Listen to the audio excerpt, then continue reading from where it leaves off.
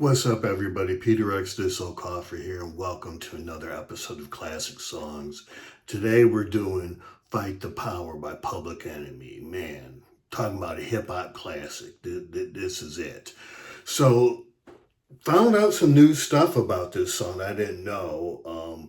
First of all, it was released on the 4th of July, July 4th, 1989. It was basically the lead song, the big song coming out of Spike Lee's movie Do the Right Thing. Um, Do the Right Thing, the soundtrack was on Motown Records. Didn't know that. Everything else by Public Enemy was on Def Jam. So this song would be on the Fear of the Black Planet album from 1990 by Public Enemy. So yeah, interesting things. So 4 minutes and 42 seconds the song clocks in. That's the regular version. The extended version with Branford Marsalis's sax solo is 6 minutes and 45 seconds. The song is in B flat, and Branford's solo is in D minor. So there's a lot of dissonance in the song that makes it work, meaning conflicting things that shouldn't go together, but due to good mixing and good musicianship, in songwriting, so to speak, do go together. So there's that tension, and Public Enemy was great with this, using I don't know. Irritant sounds to make a point. It's not as pronounced saying this as it is with um, uh, say Black Steel and Our Chaos, or some there are other songs, but they always have that tension in their songs, and here it is again, and they're doing it with when they use Branford. So let's see. Uh, 50 million streams on Spotify. It's not the most, I think it was the third, if memory serves me correctly, the third most streamed Public Enemy song. And 50 million, but hey, it's still a classic. So, Rolling Stone's top 500 songs of all time. They've done two lists. 2004, Fight the Power's 322. 2021, this is number two. Number one is Respect by Aretha Franklin. Also, VH1's 100 Greatest Songs of Hip Hop. This was number one. So that's probably 10, 15, 20 years ago. I mean, it's VH1. A lot's come out since then. But, this song is very well respected. Chuck D said, when they wrote this song, they wanted to model it after Fight the Power by the Isley Brothers, from the 70s. So, consider this an updated version of the Isley Brothers. And there's a lot of paying homage to the past, I mean, Chuck D's a historian, he's a musical historian, he's not just, African American history. So he tips the cap and pays homage to the Isley Brothers with the same title. So lots of samples going on here. I'm not naming them all. James Brown, Funky Drummer, and Hot Pants going on here. Sing a Simple Song by Sly and the Family Stone. So he's got, essentially the two bedrocks of funk, James Brown and Sly represented. Also, What You See, What You Get from the Dramatics, that early 1970s soul classic. Pump Me Up, Trouble Funk Again, paying homage to the funk, and the go-go strain of funk. And then Planet Rock, Africa Bambaataa. Again, one of the founders of hip hop. So, this is a soup. It's a really good, interesting, complex soup that works, but there's a lot of homage being paid in this soup. So the one thing that jumps out about this song for everybody who, hears it for the first time, or who knows the song, is it's very political. I mean, Fight the Power, come on. Probably the most famous line in the song is when, they call out Elvis Presley and John Wayne.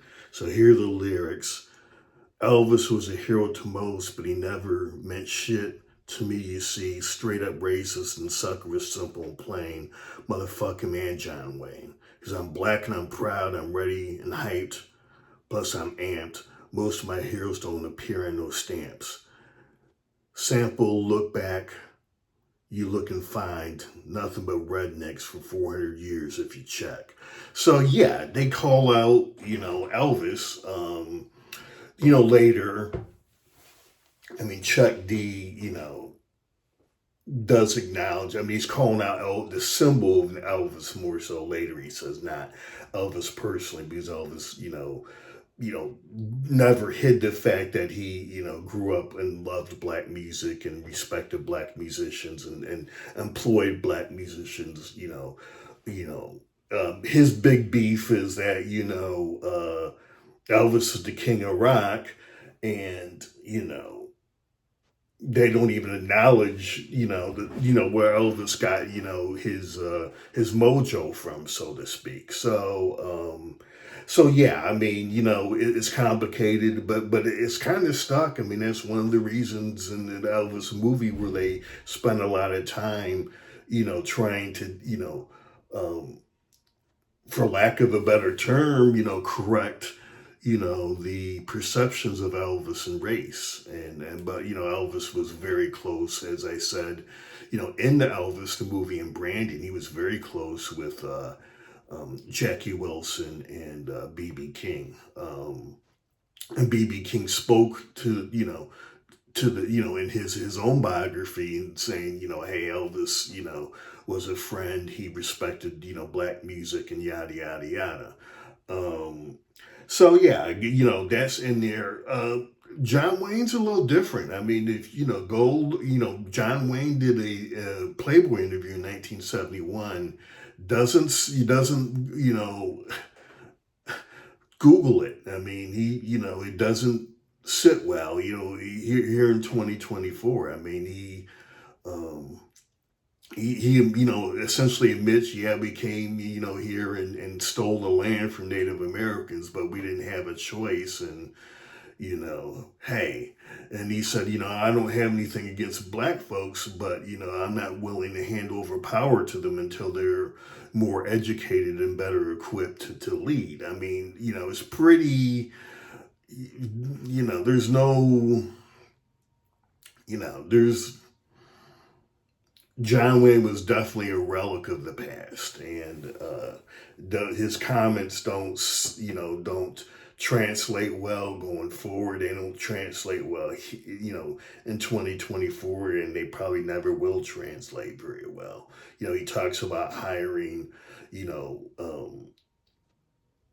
black actors and black folks behind the camera, and he's like, yeah, I mean, if it was called for, but I never, sought them out. I mean, it's the John Wayne thing, it rings true, unfortunately. It is what it is. So, going in the extended version of Branford's, sax solo, it's interesting. It looks like there was at least 2 takes, and they kind of weave. So you have, in your left speaker, or your left, in your right earbud, or headphone, each solo, each take of the solo, and they kind of weave and they play off each other and they talk and whatever for Branford. Really like how that's done. Yeah, so I mean, just to sum up, so the song does pay respect to the black cultural traditions. Again, I gotta say that, Funk, James, uh, the Isley Brothers and Sly, early hip hop, Africa Bambaataa and Planet Rock, but bringing in jazz and Branford Marsalis. So to wrap it up, I mean, it's a powerful song. Um, it's well respected throughout the music community, but just a brilliantly crafted song. It pays proper respect to the ancestors, so to speak, of all the great traditions and black popular music and the history there going back to jazz. So anyway, had to do this song. Freaking classic. Love it. A huge Public Enemy fan. I already did a Nation of Million.